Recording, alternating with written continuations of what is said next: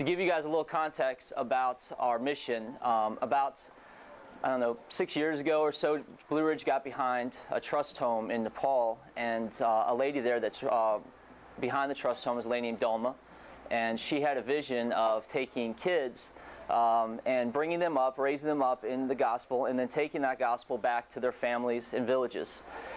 And it's interesting because, you know, last year we went on the trip, and we kind of stopped short of the place we're going, and we kind of, you know, we're looking out into this, you know, barren place and thinking, you know, what an opportunity it would be to take these kids back. So this year we actually got to be a part of that. So we went with 7 kids. There was 5 boys and 3 girls in Doma, and we went back to their villages. Actually, we hiked back. We hiked for about 6 days and went from each village with these kids, going back to their families. For me, one of the experiences that I wanted to share was, it was my first real experience with idol worship. You know, the main religion there in these villages is Buddhism, and for a lot of us, I think we've been exposed to Buddhism, but I've never been exposed in this way, where I got to see really the darkness and really all the things that they had used to replace God with in terms of worship.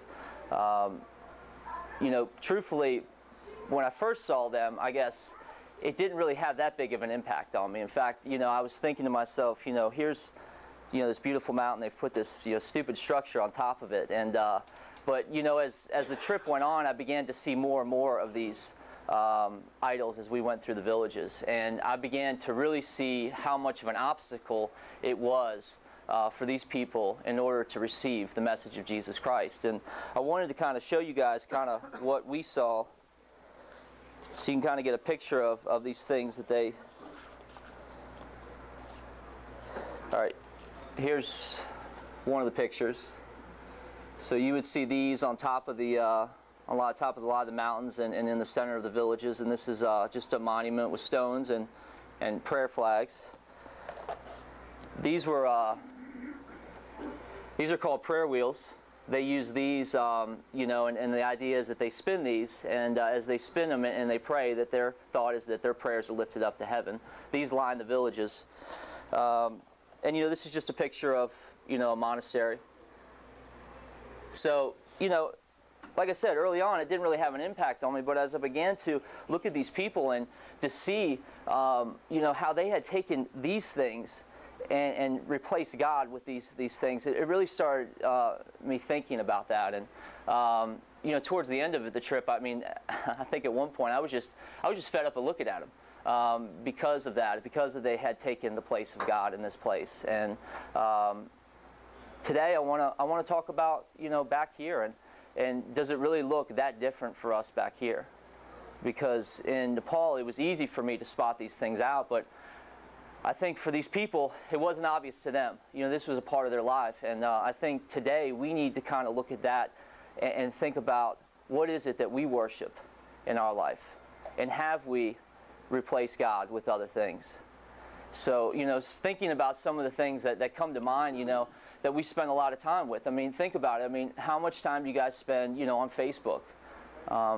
You know, things like surfing the internet, or you know, things that, you know, like drugs or alcohol, or things that have, you know, come to be the thing that you worship.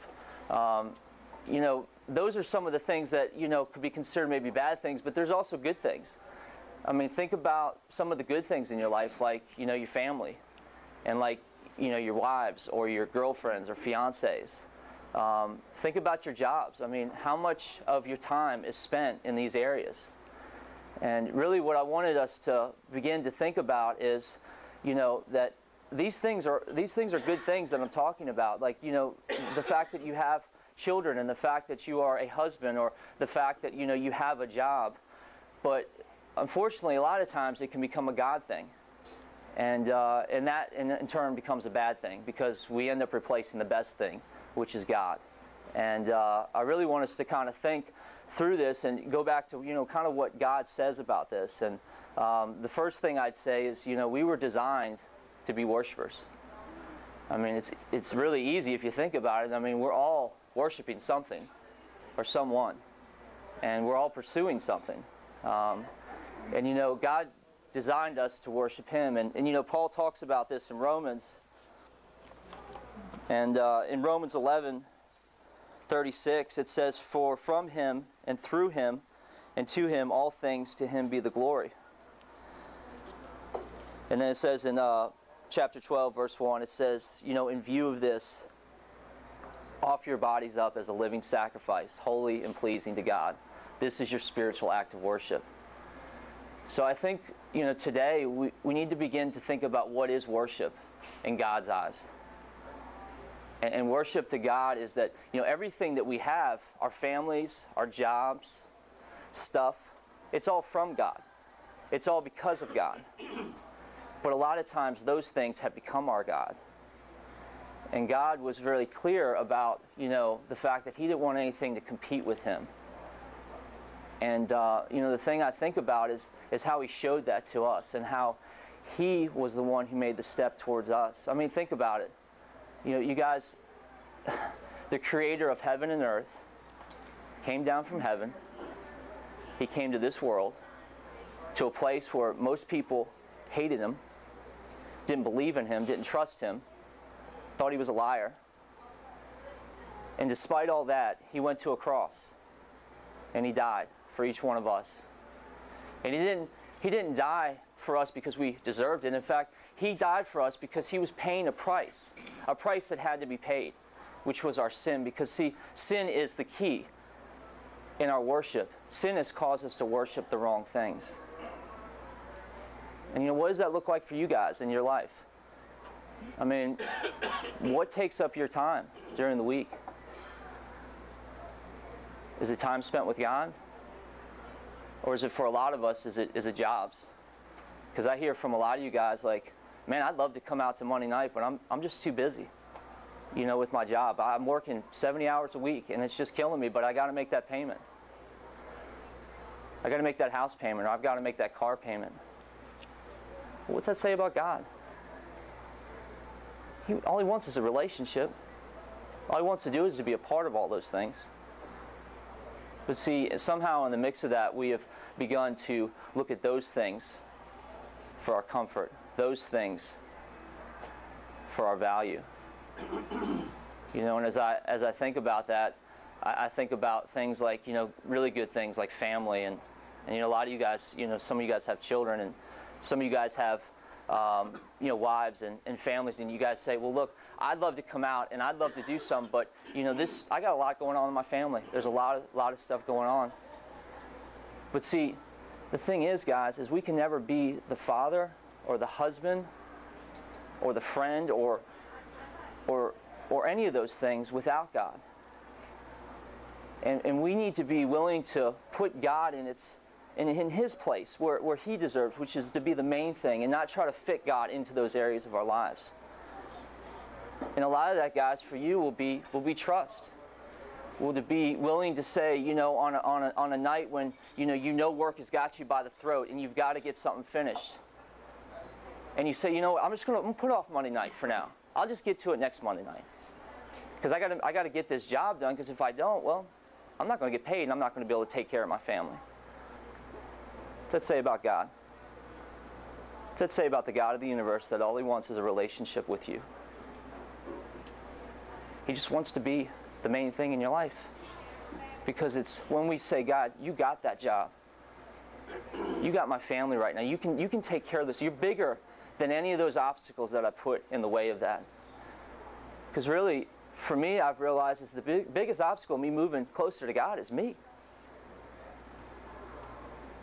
Because if I look at my week and I begin to really think about where my time goes, I think we all are in devotion. And I think we all are sacrificing, because think about what you're devoting your lives to. And think about what you've sacrificed for it.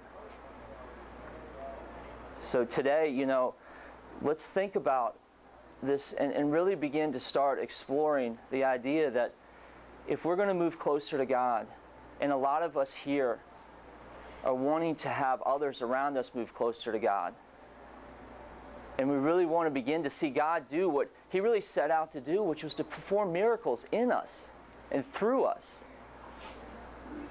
then we need to start thinking about what in our lives is competing with God.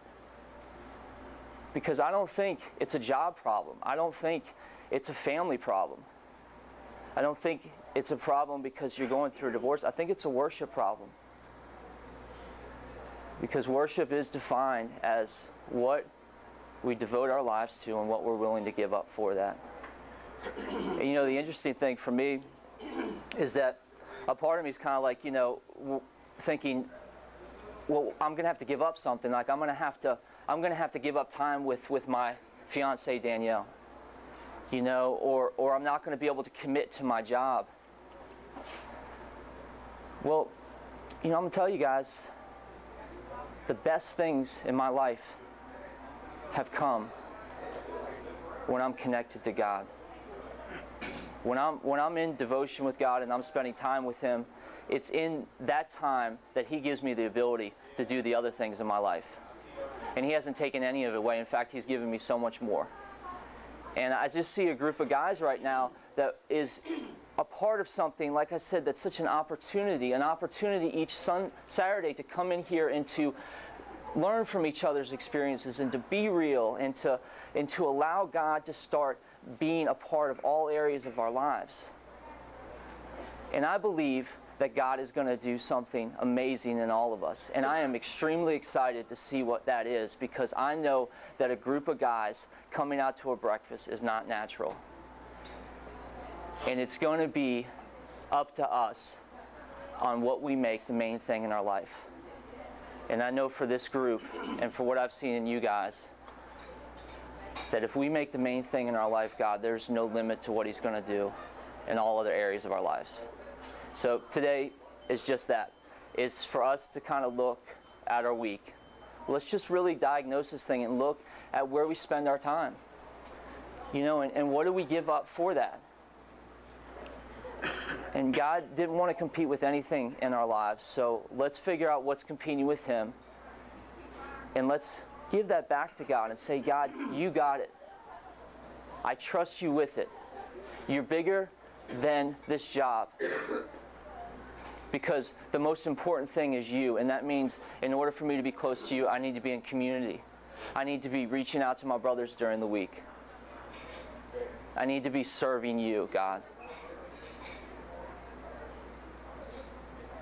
Because the truth is, guys, I've been around you long enough to see some of you have seen where some of the things that we worship go.